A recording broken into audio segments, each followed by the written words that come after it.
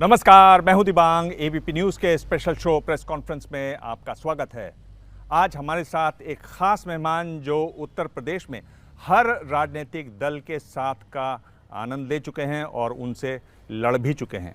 ऐसे अनोखे नेता हैं सुहेलदेव, भारतीय समाज पार्टी के अध्यक्ष। आपका स्वागत है Om Prakash Rajbhar ji. Thank you sir. अगर मैं आपसे पूछूं कि सिर्फ 3 वाक्यों में आप बताएं कि आखिर हैं कौन ओपी राजभर, तो क्या कहेंगे? पहला वाक्य। एक गरीब, कमजोर, वंचित समाज का बेटा है। दूसरा जो देश में बाबा साहब डॉक्टर अम्बेडकर ने जो व्यवस्था दिया है, समता, स्वतंत्रता, बंधुत्व और न्याय पर आधारित जो भारतीय संविधान दिया है, उसको लेकर के लड़ने वाला ओम प्रकाश राजभर। पर जो आपके विरोधी हैं, मैं बात कर रहा हूँ अनिल राजभर की, महेंद्र राजभर की, एक स्थानीय नेता हैं वो जो आपके बारे में बातें कर रहे हैं, क्या बोल रहे हैं लोग आपके बारे में? देखिए, एक होता है लोडर, एक होता है लीडर। लोडर की औकात नहीं है कि वो अपने प्रदेश में लाखों करोड़ रुपया अमीरों के कर्जे माफ हो जाते हैं, तो गरीबों के घरेलू बिजली के बिल आज के तारीख में सरकार के तरफ से एक स्मार्ट मीटर लगा जो फ्री में लगा। गरीब, कमजोर, जो अशिक्षित था उसको पता नहीं था ये फ्री में लग रहा है तो ये बिल भी देगा कि नहीं देगा, उसको पता नहीं। और सरकार ने मिट्टी का तेल भी बंद कर दिया। अब 2 साल 3 साल के बाद वो बिल दे दिया 20,000, 25,000, 15,000। अब गांव के गांव कनेक्शन कटने लगे। जब लाखों करोड़ रुपया कर्जा लेने वाला उद्योगपति जब नहीं देता है तो डिफाल्टर घोषित करके सरकारें उनके कर्जे माफ कर देती है। तो ये घरेलू बिजली का बिल जो नहीं दे पा रहा है उसको डिफाल्टर घोषित करके इसको माफ करने की औकात सदन के अंदर बोलने की अगर किसी की है तो ओम प्रकाश राजभर की है। पर ये जो लोग बोल रहे हैं आपकी आदत के बारे में, आप क्या करते हैं और फिर बाद में क्या कर लेते हैं, इस पर आपको क्या कहना है? देखिए, हनुमान जी का नाम लोग विपत्ति में लेते हैं। जब किसी को भूत सताता है तब हनुमान जी याद आते हैं। राजनीति में बहुत से लोग ओम प्रकाश राजभर का नाम लेके जिंदा हैं।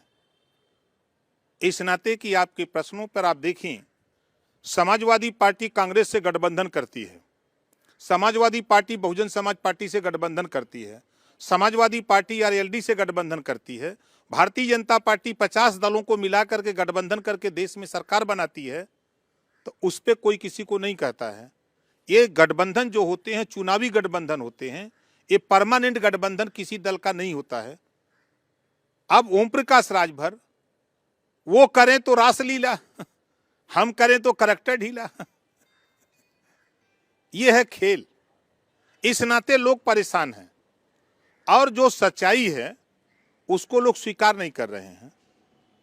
जो लोग इस आवाज को उठा रहे हैं, मैं कह रहा हूं कि अभी अभी 11 मार्च 2022 को जिन लोगों का नाम आपने लिया, हाई कोर्ट ने एक आदेश दिया उत्तर प्रदेश सरकार को कि भर राजभर जाति को अनुसूचित जनजाति में 2 महीने में शामिल करे।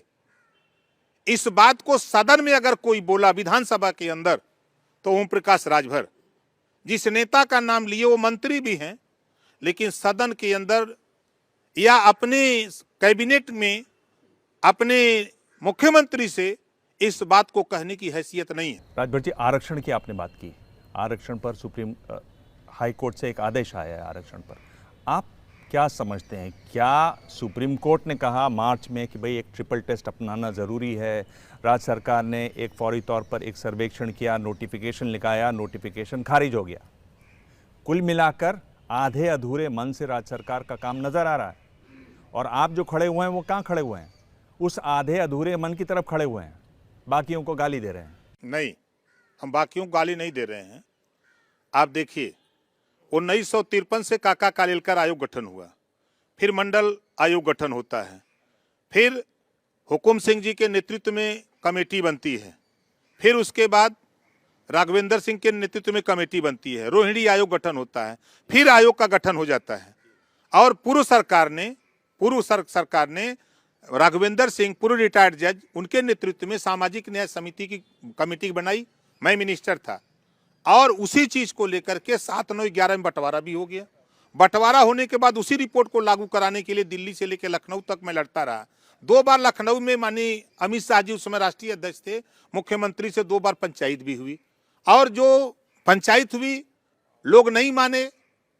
आरक्षण का जो मुद्दा है, जो स्थानीय निकाय चुनाव में जो हाई कोर्ट का फैसला आया, इसमें असली जड़ सरकार ने जो मान लिया, जिले में सत्ता पक्ष के स्थानीय नेताओं के दबाव में जो सर्वे सरकार करा रही थी वो सर्वे हो नहीं पाया। स्थानीय नेताओं के दबाव में वो अपने मुताबिक सीटें करा लिए हैं, यही सबसे बड़ी कमजोरी है। पर ये जो हुआ है इसमें तो आप बीजेपी सरकार के साथ खड़े हुए हैं कि नहीं? मैं पिछड़ों के साथ खड़ा हूं। उनको आरक्षण जब तक नहीं मिलेगा तब तक चुनाव नहीं होने देगा ओम प्रकाश राजभर। ये एक सवाल है, उसके साथ जी राजभर जी, आरक्षण का मुद्दा इन दिनों गर्म है। बीजेपी कह रही है कि वो ओबीसी के आरक्षण के फेवर में है और निकाय चुनाव में बिना ओबीसी को आरक्षण दिए वो नहीं जाने वाली है। समाजवादी पार्टी कह रही है कि बीजेपी आरक्षण को खत्म कर रही है। लगातार कई सारे वो उदाहरण भी इसके बता रहे हैं जो पिछले दिनों हुए हैं। आप क्या मानते हैं कि 2024 के लोकसभा चुनाव में आरक्षण बड़ा मुद्दा होगा? क्योंकि अखिलेश यादव ये भी कह रहे हैं कि न केवल ओबीसी बल्कि दलितों का भी आरक्षण सरकार खत्म कर रही है। हाई कोर्ट ने कहा ना कि जो हाई कोर्ट का फैसला आया, उस फैसले पे सरकार ने कहा कि आरक्षण पिछड़ों को जो मिलना चाहिए वो नहीं मिला है, स्वीकार कर लिया सरकार ने। और सरकार कह रही है कि हम पिछड़ों को आरक्षण देंगे तभी चुनाव कराएंगे, ये कह रही है। सरकार भी हाई कोर्ट जाने को तैयार है। समाजवादी पार्टी भी कह रही है पिछड़ों के साथ अन्याय हुआ है, वो भी हाई कोर्ट जाने को तैयार है। ओम प्रकाश राजभर भी कह रहे हैं कि पिछड़ों के साथ अन्याय हुआ है, स्थानीय निकाय चुनाव तब तक नहीं होने देंगे जब तक आरक्षण व्यवस्था लागू नहीं हो जाएगी। हम भी सुप्रीम कोर्ट जाने की तैयारी कर लिए हैं, सब लोग कह रहे हैं। लेकिन आगे अगर हम चले, अब यही लोग कहते हैं कि बीजेपी के समर्थन में प्रमोशन में आरक्षण खत्म किसने किया? अगर दलितों का आरक्षण बीजेपी खत्म करना चाहती है तो प्रमोशन में आरक्षण समाजवादी पार्टी ने खत्म किया। ये बताइए कि ये 9 दिन में चले 2.5 कोस वाले जो बात है, आप चले बीजेपी से लड़े और आप फिर बीजेपी की तरफ ही जाते हुए दिखाई दे रहे हैं, उन्हीं के पास दिखाई दे रहे हैं, ऐसी आवाज़ें सुनाई दे रही हैं। नहीं, ये जो आवाज़ लगाने वाले लोग हैं, ये सही बात है कि उनको सही जानकारी नहीं है। आप बताइए, वर्तमान सरकार, हम अपनी पार्टी के विधायक, हमारे 6 विधायक हैं, हम अपने विधायक दल के नेता हैं। हम विधायक दल की हैसियत से अगर कोई मरीज हमारा अगर पीजीआई भर्ती नहीं हो रहा है तो हम स्वास्थ्य मंत्री से मिलेंगे कि जाके मायावती जी से मिलें कि अखिलेश जी से मिलें। अगर कोई समस्या है, लैंड ऑर्डर का मामला है, प्रमुख सचिव गृह से मिल सकते हैं। उसके साथ साथ हम मुख्यमंत्री से ही मिलेंगे ना कि हम जाकर के राहुल गांधी से मिलें। आपने पूर्वांचल को काफ़ी समय दिया है, बनारस में ऑटो भी चलाया है, वहाँ से आगे आए हैं। वहाँ पे एक आम कहावत है कुछ लोगों के बारे में कि इससे बच के रहा, ये जे के संग 2 दिन रहेला वही के गरियावेला। आप बसपा से नेता बने, आप चुनाव लड़े, फिर बाके बीजेपी के संग बसपा की बुराई की, फिर बीजेपी से आप मंत्री हो गए, अपनी सरकार को ही गाली देने लगे, उनको अपशब्द कहने लगे। उसके बाद वहाँ से हट के आप अखिलेश यादव की पार्टी में गए, फिर उनको भला बुरा कहने लगे। तो अब कहा जा रहा है कि फिर आपका अफेयर चल रहा है बीजेपी के संग, तो आने वाले समय में आप फिर क्या करने वाले? नहीं, देखिए, सच कहना अगर बगावत है तो समझो हम बागी हैं। हम डायलॉग नहीं बोल रहे हैं। अब फिर मैं काम करते हैं, डायलॉग ही नहीं, आप गाने भी बहुत सुनाते हैं। नहीं, मैं फिर कह रहा हूं, अभी तो एक सलमान खान की फिल्म का गाना सुन लिया, अब देखता हूं आगे और कितने गाने आते हैं। अब मैं फिर कह रहा हूं, जो भाई ने सवाल किया कि बनारस की चर्चा, आप बताइए कि अगर मैं भाई के साथ खेती किया, जैसे हमारे पूर्वांचल की बात आपने किया, अगर हम किसी के साथ खेती कर रहे हैं, तीसरी चौथैया पचाई, अगर वो हिस्सा नहीं दे तो झगड़ा नहीं करेंगे हिस्सा लेने के लिए। अब उसको कहिए कि क्यों झगड़ा कर रहे हैं। तो ये चीजें स्वाभाविक है, यही दुर्गति है। नेता अगर अपने हक के लिए लड़ते, नेता अपने हक के लिए जो अपने समाज की रहनुमाई करते हैं, अगर वो अपने हक के लिए अपने दलों में लड़ते तो आज ये दुर्गति नहीं होती, आज ये दुर्गति नहीं होती। नेता चुन के आते हैं। बाबा साहब डॉक्टर अम्बेडकर जी की बात मुझे याद है। बाबा साहब डॉक्टर अम्बेडकर जी ने पढ़े लिखे लोगों से जब सवाल किया कि मैंने तुझे रिजर्वेशन दे दिया, मैं आपसे ये बोल रहा हूँ, आप हक के लिए लड़ते हैं, इस्तीफा दे देते हैं, सब कुछ करते हैं, इतना इंटरव्यू देते हैं, आपके जो अपने लोग हैं उनको क्यों मिला? कुछ नहीं, क्यों नहीं मिला? कुछ नहीं मिला। आज आप हर जगह से लड़के चले आते हैं, कहते हैं वो ऐसा था, वो ऐसा था, वो ऐसा था, इसमें ये गलती है, उसने ये नहीं किया, पर लोगों को क्या मिला? कुछ नहीं। अब सुन अब जाएंगे आपको वोट दे के अब आते सुन हैं। लीजिए, मिला क्या? हमारे पैदा होने से समाजवादी पार्टी से 2 एमएलए राजभर को बनाना पड़ा।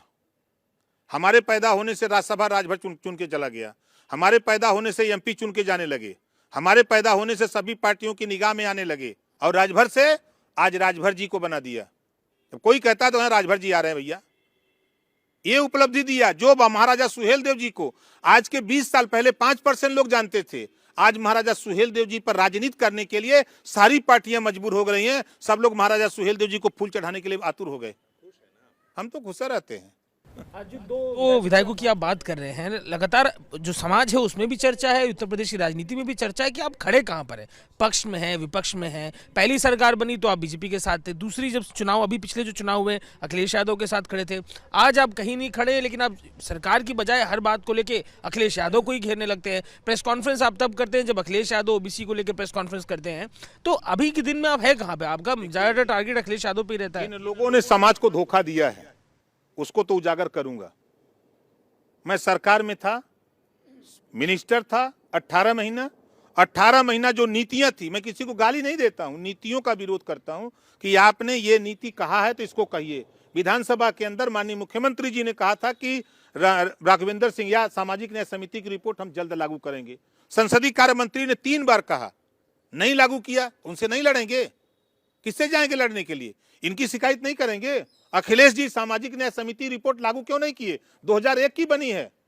राजभर जी, आप इन दिनों महिलाओं की मीटिंगें कर रहे हैं और महिलाओं को लेकर के काफ़ी अपनी राजनीतिक जागरूकता का प्रसार कर रहे हैं, अपनी पार्टी के प्रचार कर रहे हैं। तो ये जब महिलाएं राजनीति में कहाँ पे खड़ी हैं, और ख़ासकर आपकी पार्टी में, जबकि बहुत बार ऐसी बात आती है कि महिलाओं के लिए भी एक अभद्र भाषा या बहुत सारी ऐसी भाषा का भी प्रयोग जो है पार्टियों में होता है, और आपके यहाँ भी बहुत सारे लोगों ने ऐसा किया है। नहीं, देखिए, जहाँ तक हमारी पार्टी का सवाल है, अभी आपने देखा कि 18 दिसंबर को मऊ में 50,000 महिलाओं को हमने प्रेरित किया आने के लिए, जिसमें हमको अंदाजा है कि 10,000 महिलाएं जुटी लगभग। अभी 27 दिसंबर को फैजाबाद मंडल के सुल्तानपुर में हम उनको राजनीति में, जैसे हम राजनीति कर रहे हैं, मान लीजिए गांव पंचायत चुनाव में गांव सुरक्षित हुआ तो जो घर में महिला रोटी बेल रही है उसी को लाके प्रधानी लड़ा दिए। अब सामाजिक ज्ञान तो उसको है नहीं।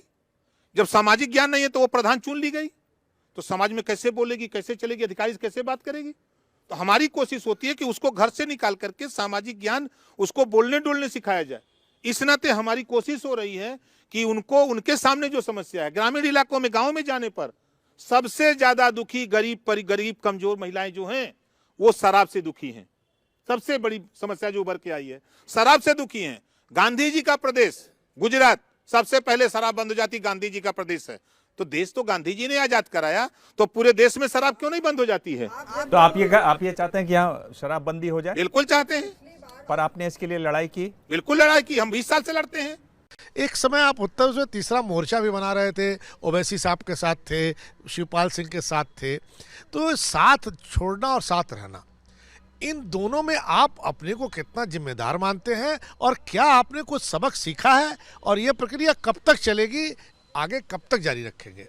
देखिए, लोकतंत्र में प्रयास होता है, कोशिश होता है कि सबको साथ लेके चलने का। जो अलग अलग पार्टियां बन चुकी हैं, चुनाव आता है तो पार्टियों की जब ताकत इकट्ठा हो जाती है तो उनकी लालच बढ़ जाती है। जिसकी हैसियत 10 सीट लड़ने की, वो 100 सीट की बात करने लगता है। 403 सीट है, 7 हो गए 10 लोग, कोई 100 सीट, कोई 50 सीट, कोई 80 सीट, कोई 90 सीट मांग रहा है, और सबका जोड़ देते हैं तो 700 सीट हो जाती है। तो कहां से होता है? हम समझाते हैं कि भैया 10 लड़ो और 5 जीत के आओ, लेकिन सदन में जब रहोगे तभी दिखोगे। ये बात कोई मानने को तैयार नहीं। आपने जैसे ओवैसी जी की बात किया, आप शिवपाल जी से पूछ लीजिएगा कभी मौका मिले तो, उनके घर में कम से कम 5 बार पंचायत कराई कि आप 10-10 सीट, 5-5 सीट, 6-6 सीट हम लोग लड़ा जाए, लेकिन 100 सीट, 80 सीट के नीचे कोई बात नहीं करता है। आप पता कर लीजिएगा, ओवैसी जी से फोन करके पूछ लीजिएगा कि उनके सारे रिकॉर्ड मेरे पास अभी मोबाइल पर, उन्होंने जो सूची मुझे दी 100 सीटों की, कि नहीं 100 से नीचे मैं नहीं लड़ूंगा, मेरी आबादी 20% है, मुझे 100 सीट चाहिए। तो भाई मेरी हैसियत तो नहीं है कि जब हम तो मिलता है ना का बाग होता तो वो पूरी ले 10 पूरी लेता, तब कहाँ से मिली? ये है गठबंधन न आगे चलने का वजह। क्या आप ये जो भारत जोड़ो यात्रा चल रही है उसमें आप शामिल होंगे? नहीं, आपके मन में क्या, आप जाना चाहते हैं क्या? उससे जाना चाहिए, हमारे मन में, व्यक्तिगत हमारी अपनी राय है। ठीक है, मैं इसमें और ज़्यादा नहीं पूछूंगा क्योंकि आपकी पार्टी की बात है। अगर आपको राहुल गांधी के लिए कोई गाना सुनाना हो तो वो कौन सा होगा? चल अकेला, एक कोई फिल्म है ना, चल अकेला साथी चल। अखिलेश जी के लिए? मेरे अंगने में तुम्हारा क्या काम है, जहां पिछड़ों अत पिछड़ों का न्याय न हो, अन्याय हो, तो वहां क्या जरूरत है? मायावती जी?